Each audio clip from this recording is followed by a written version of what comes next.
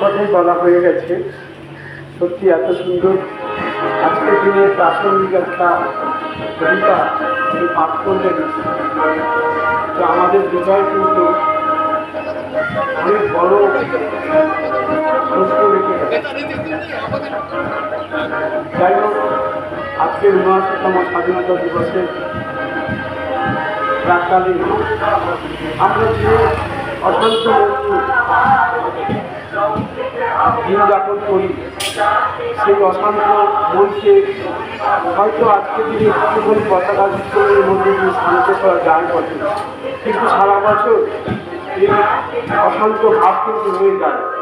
কারণ স্বাধীনতা লাভের জন্য যারা ত্যাগ দিয়ে গেলেন, আমরা আজকে সেই ত্যাগের বিনিময়ে শুধু ভোগের বাসনাকে চরিতার্থ করার জন্য কত না নৃশংস কাজ করে চলেছি অবিরাম অবিরত।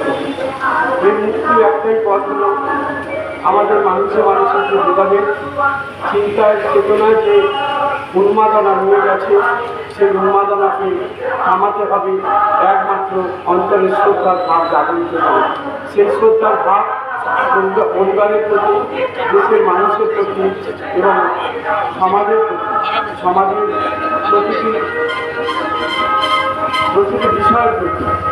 সমাজে এখনও এত বেশি বেশি করে অসামাজিকতা এবং দুর্বৃত্তায়নের রাজ চলছে।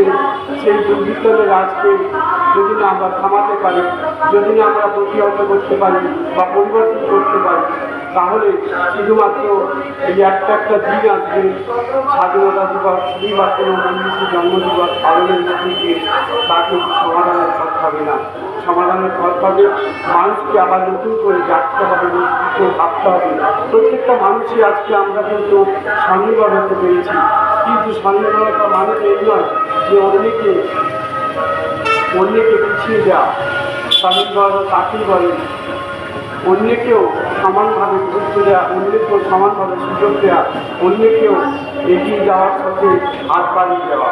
তাই আজকের এই শুভ দিনে আমরা গণেশ মন্দিরের সামনে যেমন স্বাধীনতা দিবসের কথা বলছি, সঙ্গে সঙ্গে সমাজ সেবার কথাও বলবো। বলিদার উদ্যোগে এবং গণপতি সেবা কার্যের মাধ্যমে আর কয়েকদিনের মধ্যে গণপতি উৎসব শুরু হতে চলেছে।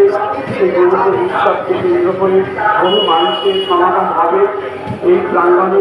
তাই আসুন, এই গণপতি উৎসবের মধ্য দিয়ে আমরা গণপতি বাবার কাছে প্রার্থনা করি মানুষের যেন শুভ বুদ্ধির হৃদয় হয়, শুভ চেতনার হৃদয় হয়, যে চেতনার শক্তি দিয়ে মানুষ অন্য মানুষকে নির্দেশ নয় বরং বিশ্বাস করতে শিখবে। কারণ আজকে মানুষের বিশ্বাসের বড্ড অভাব ঘটে গেছে। এই অবিশ্বাসের বাতাবরণ থেকে মানুষকে বের করে আনতে গেলে আমাদেরকে এই সমাজসেবার প্রথম ধাপ হবে মানুষের প্রতি বিশ্বাস রাখা এবং মানুষের প্রতি বিশ্বাস অর্জন করা। ধন্যবাদ। আজকে এখানে শেষ করছি। নমস্কার।